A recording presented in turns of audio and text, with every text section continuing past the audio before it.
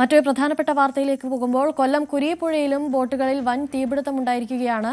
കുരീപ്പുഴ പള്ളിക്ക് സമീപത്തെ കായൽക്കരയിൽ കെട്ടിയിട്ടിരുന്ന 10 ബോട്ടുകളാണ് പൂർണ്ണമായും കത്തിനശിച്ചത്.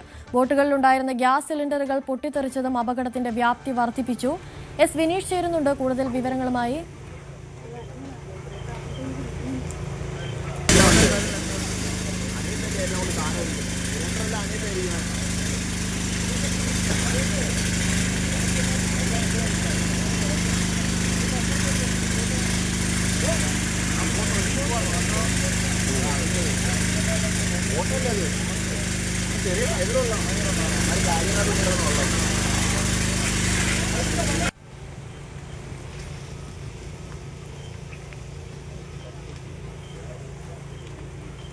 രാത്രി 2 മണിയായപ്പോൾ ഡാനി എന്ന് പറയുന്ന പെൺകുട്ടി, ഈ വീട്ടിലെ പെൺകുട്ടി നിലയം വിളിച്ച് ഓടി വരുമ്പോഴാണ് നമ്മൾ ഈ സംഭവം അറിയുന്നത്. നമ്മൾ വീട്ടിൽ നിന്ന് ഓടി വന്നപ്പോൾ 2 ബോട്ടാണ് കത്തിക്കൊണ്ടിരിക്കുന്നത്. അങ്ങനെ ആ ബോട്ടിനെ അടുത്ത് കിടന്ന ബോട്ട് 8 എണ്ണത്തിന് ഞാനും ഒരു ഫയർഫോഴ്സ് ഉദ്യോഗസ്ഥരുടെ പൂട്ട് തല്ലി പൊട്ടിച്ച് രക്ഷപ്പെടുത്തി. ആ ബോട്ട് കിഴക്കേ സൈഡിൽ കിടക്കുന്നത് 9 ബോട്ടും ഓരോ ഫയർ വെള്ളമാണ് ഇപ്പം കത്തിക്കൊണ്ടിരിക്കുന്നത്. ഈ പത്തനാപുരം മുതൽ ശാസ്താംകോട്ട വരെയുള്ള ഫയർഫോഴ്സുകാരാണ് ഇവിടെ വന്നിരിക്കുന്നത്.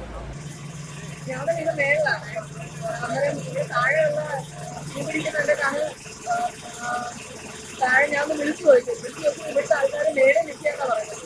അപ്പൊ ഞങ്ങളുടെ വീട്ടിലെ മേളിൽ കയറി നോക്കിയപ്പോഴത്തേക്ക് ഇതിലാണെന്നുണ്ടെങ്കിൽ ബോട്ടിനകത്ത് തീ പിടിക്കണം. താഴെ ഇറങ്ങി വന്നപ്പോഴത്തേക്ക് നോക്കുമ്പോൾ ഫുള്ളും തീ ഇങ്ങനെ കത്തിക്കൊണ്ടിരിക്കുകയാണ്. തിരക്കിപ്പോഴാണ് പറയുന്നത് 10-12 ബോട്ട് ഉണ്ടായിരുന്നു. അതിൽ 6-5 അടിച്ചുകൊണ്ട് പോയി, ബാക്കി 10 കത്തിപ്പോയത്. ഞാനിവിടെ ഇറങ്ങി വന്നിരിക്കുന്ന സമയത്ത് ഒരു സിലിണ്ടർ ഒറ്റയടിക്കാതെ പൊട്ടിപ്പോയി. അത് ഞങ്ങളുടെ മേലെ നോക്കിയപ്പോഴത്തേക്ക് മേലെ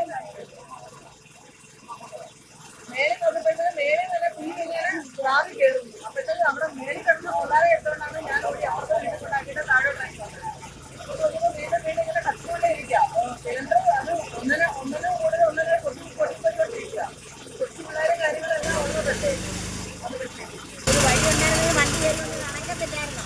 ഒരു വഴി ഉണ്ടായിരുന്നെങ്കിൽ വണ്ടി കയറുമെന്ന് അണക്കത്തില്ലായിരുന്നു. കൊല്ലം കുരീപ്പുഴയിലുണ്ടായ ബോട്ടപകടത്തിന്റെ തീപിടുത്തത്തിന്റെ ദൃശ്യങ്ങളും നാട്ടുകാരുടെ പ്രതികരണങ്ങളും ഒക്കെയാണ് നമ്മളിപ്പോൾ കേട്ടത്. കൂടുതൽ വിവരങ്ങളുമായി എസ് വിനീഷ് ചേരുന്നുണ്ട്. വിനീഷ്, എങ്ങനെയായിരുന്നു ഈ അപകടം ഉണ്ടാകുന്നത്? ഇപ്പോൾ തീ നിയന്ത്രണ വിധേയമാണോ? തീർച്ചയായും കുളച്ചൽ പൂവാർ സ്വദേശികളുടെ ബോട്ടുകളാണ് കത്തി നശിച്ചത്. പുലർച്ചെ 2:30യോടെയായിരുന്നു സംഭവം ഉണ്ടായത്. കൊല്ലം കുരീപ്പുഴയിലാണ്. അത് കായലിൽ നങ്കൂരമിട്ടിരുന്ന ബോട്ടുകളാണ്. ആദ്യം 2 ബോട്ടുകൾക്കായിരുന്നു തീ പിടിച്ചത്. പിന്നീട് തുടർന്ന് സമീപത്തായിട്ടുള്ള ബോട്ടുകളിലേക്ക് തീ ആളിപ്പടരുകയായിരുന്നു. അങ്ങനെ 9 ബോട്ടുകൾ പൂർണ്ണമായും അഗ്നിക്കിരയായിട്ടുണ്ട്. ഇതിൽ ഒരു ഫൈബർ ബോട്ടും ഉൾപ്പെട്ടിട്ടുണ്ട്. അങ്ങനെ മൊത്തം 10 ബോട്ടുകളാണ് ഇപ്പോൾ പൂർണ്ണമായും കത്തി നശിച്ചിരിക്കുന്നത്. ജില്ലയിൽ നിന്നും വിവിധ യൂണിറ്റുകൾ, ഫയർഫോഴ്സ് യൂണിറ്റുകളാണ് സംഭവ സ്ഥലത്തേക്ക് എത്തിയത്.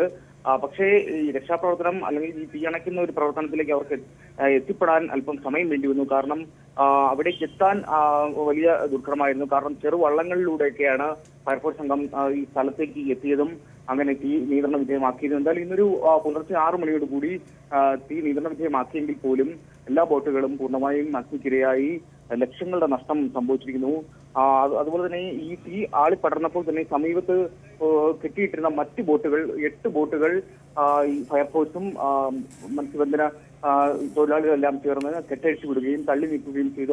അതുകൊണ്ട് 8 ബോട്ടുകൾ തീ പടരാതെ മാറ്റാൻ സാധിച്ചു.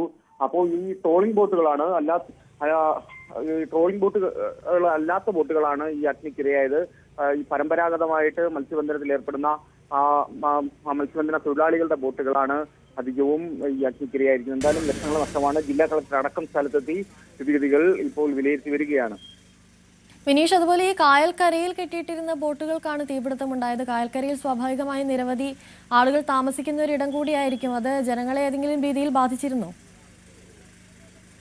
അത്തരത്തിലുള്ള ആശങ്കയ്ക്ക് വകയില്ല. എങ്കിൽ പോലും ഈ കായൽക്കരയിൽ നങ്കൂരമിട്ടിരുന്ന ബോട്ടുകളാണ്. പക്ഷെ സമീപത്തായിട്ട് വീടുകളുണ്ട്, മത്സ്യബന്ധന തൊഴിലാളികൾ താമസിക്കുന്നുണ്ട്. പക്ഷെ അവരാണ് ഇതാദ്യം കാണുന്നത്, തീ പടർന്ന വിവരം കാണുന്നത്, ഫയർഫോഴ്സ് വിവരം അറിയിക്കുന്നതെല്ലാം. പക്ഷെ ആദ്യം തന്നെ ഇവർ രക്ഷാപ്രവർത്തനം, അതായത് തീ അണയ്ക്കാനുള്ള ശ്രമങ്ങളൊക്കെ നടത്തിയെങ്കിൽ പോലും അതൊന്നും ഫലം കണ്ടില്ല. അങ്ങനെയാണ് ഫയർഫോഴ്സിലേക്ക് വിവരം എത്തുന്നത്.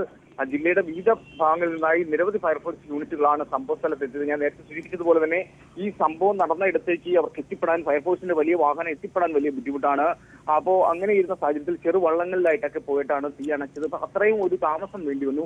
അപ്പോൾ അധികം തീ ആളിപ്പെടുന്ന സാഹചര്യത്തിലേക്ക് എത്തി. എന്തായാലും ദൃശ്യങ്ങളിൽ തന്നെ കാണാം, ഭീകരമാണ്. മത്സ്യബന്ധന തൊഴിലാളികളുടെ ഉപജീവന മാർഗമായ ബോട്ടുകളാണ് കത്തിനച്ചത്. നമുക്കറിയാം, കഴിഞ്ഞ നവംബറിൽ സമാനമായ ഒരു സംഭവം ഉണ്ടായിരുന്നു. അത് ഇതുപോലെ 2 ബോട്ടുകൾ അഗ്നിക്കിരയായിരുന്നു. അത് പാചകവാതക സിലിണ്ടറിൽ നിന്നും തീ പടർന്നതാണ്. പക്ഷേ നിലവിൽ മറ്റൊരു കാര്യം കൂടി സൂചിപ്പിക്കാനുള്ളത്, ഈ ബോട്ടുകളിലെല്ലാം തന്നെ പാചകവാതക സിലിണ്ടറുകളുണ്ട്. ഇതും പൊട്ടിത്തെറിച്ചു എന്നുള്ളതാണ്. അതും കൂടുതൽ ഭീകരത വർദ്ധിപ്പിക്കുന്നു. ഈ ദൃശ്യങ്ങൾക്ക് നമുക്ക് കാണാൻ കഴിയും. അത്രത്തോളം ഭീകരമാണ്. ലക്ഷങ്ങളുടെ നഷ്ടമാണ് വീണ്ടും ഇവർക്ക് സംഭവിച്ചിരിക്കുന്നത്. എന്തായാലും ഞാൻ നേരത്തെ സൂചിപ്പിച്ചു, കളക്ടറും അതുപോലെ പോലീസ് സംഘം എല്ലാം സ്ഥലത്തെത്തിയിട്ടുണ്ട്. അഞ്ചാലുമൂട് സ്റ്റേഷൻ പരിധിയിലാണ് ഈ ഒരു സംഭവം ഉണ്ടായിരിക്കുന്നത്. കേസെടുത്ത് അന്വേഷണം നടക്കുന്നുണ്ട്. വിനീഷ്, ആളപായമൊന്നും ഉണ്ടായിട്ടില്ല എന്നുള്ളത് വലിയൊരു ആശ്വാസമാണെങ്കിലും വലിയ തരത്തിലുള്ള നാശനഷ്ടമാണ് ഉണ്ടായിരിക്കുന്നത്, അല്ലേ? തീർച്ചയായും അങ്ങനെ തന്നെ പറയാം. വലിയ നഷ്ടമാണ്. മത്സ്യബന്ധന തൊഴിലാളികളുടെ ഏക ഉപജീവന മാർഗമാണ്. നമുക്കറിയാം, അവർ ഒരുപാട് പ്രതിസന്ധികൾ തരണം ചെയ്താണ് ഈ ഒരു മത്സ്യമേഖലയിൽ ജീവിച്ചു പോകുന്നത്.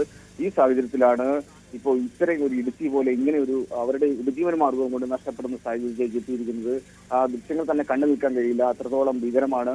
നമുക്കറിയാം, ഈ ഇതര സംസ്ഥാനങ്ങളിൽ നിന്ന് പോലും നിരവധി ആൾക്കാരാണ് ഈ മത്സ്യബന്ധന തൊഴിൽ തേടിയൊക്കെ ഇപ്പോൾ നാട്ടിലേക്ക് എത്തുന്നത്. അങ്ങനെ ഈ തൊഴിൽ മേഖലയിൽ ഏറ്റവും കൂടുതൽ വലിയ സാധ്യതകളൊക്കെ തുറന്നു വരുന്ന സാഹചര്യത്തിലാണ് ഇങ്ങനെ ഒരു നാശനഷ്ടം കൂടി അവർക്ക് നേരിടേണ്ടി വന്നിരിക്കുന്നത്. എന്തായാലും ഇത് എങ്ങനെ തീ പടർന്നു എന്നുള്ളതിനെ കുറിച്ചാണ് ഇനി അന്വേഷിക്കേണ്ടത്. പോലീസ് അത്തരത്തിലുള്ള അന്വേഷണത്തിലേക്ക് നീങ്ങുകയാണ്. കാരണം വർഷങ്ങളായിട്ട് അവിടെ ഉപജീവന മാർഗം ഈ മത്സ്യബന്ധനമൊക്കെ ആയിട്ട് ബന്ധപ്പെട്ട ജോലി ചെയ്ത് ജീവൻ നടത്തുന്നവരാണ്. അപ്പോൾ ഇത്തരത്തിലുള്ള ഒരു തീ പടരാനുണ്ടായ സാഹചര്യം എങ്ങനെയാണ് എന്നുള്ളതാണ്. ഇനിയിപ്പോൾ നേരത്തെ സൂചിപ്പിച്ചതുപോലെ പാചകവാതക സിലിണ്ടറിൽ നിന്നും മറ്റോ തീ പടർന്നാണോ അതോ അല്ല മറ്റേതെങ്കിലും ആണോ എന്നുള്ളതിനെ കുറിച്ചാണ് പോലീസ് അന്വേഷിക്കുന്നത്. എന്തായാലും ഇതുമായി ബന്ധപ്പെട്ട് ഈ ആളപായം ഒന്നും തന്നെ ഇല്ല എന്നുള്ളത് വലിയ ആശ്വാസകരമാണ്. പോലീസ് അന്വേഷണം ആരംഭിച്ചിട്ടുണ്ട്. വിനീഷ്, ഈ ബോട്ടുടമകൾ സ്ഥലത്ത് എത്തിച്ചേർന്നിട്ടുണ്ടോ? അതുപോലെ തന്നെ ഈ ബോട്ടിൽ നിരവധി ആളുകൾ കൂടി ജോലി ചെയ്യുന്ന ഒരു ബോട്ടുകൾ കൂടി ആയിരിക്കും കത്തി നശിച്ചിട്ടുണ്ടാവുക. അതൊക്കെ അവരെ വലിയ രീതിയിൽ ബാധിക്കില്ലേ? തീർച്ചയായും ബാധിക്കും. ഞാൻ നേരത്തെ സൂചിപ്പിച്ചതുപോലെ തന്നെ ഈ ജില്ലയുടെ വിവിധ പ്രദേശങ്ങളിൽ നിന്നും അതുപോലെ തന്നെ മറ്റ് സംസ്ഥാനങ്ങളിൽ നിന്നെല്ലാം ആൾക്കാർ എത്തുന്ന ഇടം കൂടിയാണ്. കാരണം ഈ കുരീപ്പുഴ കായൽക്കരയിൽ നല്ല മത്സ്യസമ്പത്തുള്ളൊരു സ്ഥലം കൂടിയാണ്. അപ്പോൾ അത്തരത്തിലുള്ള സാധ്യതകൾ മനസ്സിലാക്കിയാണ് ഇവിടെ തൊഴിൽ തേടിയെത്തുന്നവരുടെ എണ്ണം കൂടുതലാണ്. തൊഴിൽ മേഖലയും വലുതാണ്. അപ്പോൾ ഈ ട്രോളിംഗ് ബോട്ടുകളല്ല ഇതൊന്നും.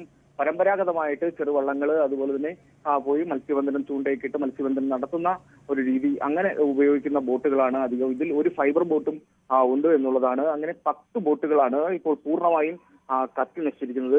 ശരിക്കും പറഞ്ഞാൽ ഇത് ഈ സർക്കാർ ഈ ഒരു മേഖലയിൽ ഇത്തരത്തിലുള്ള സംഭവങ്ങൾ ഉണ്ടാകാതിരിക്കാനുള്ള നടപടികൾ സ്വീകരിക്കേണ്ടതാണെന്നുള്ള ആവശ്യങ്ങളെല്ലാം ഇവർ പറയുന്നുണ്ട്. ഇവരുടെ പ്രതികരണം അങ്ങനെയുണ്ട്. ഇപ്പോൾ എന്തായാലും കളക്ടറുമായിട്ട് ഇപ്പോൾ ചർച്ച നടത്തുന്നുണ്ട്. തുടർന്നുള്ള അന്വേഷണവും നടപടിക്രമങ്ങളും എങ്ങനെയായിരിക്കും എന്ന് നമുക്ക് അല്പസമയത്തിന് തന്നെ അറിയാൻ കഴിയും.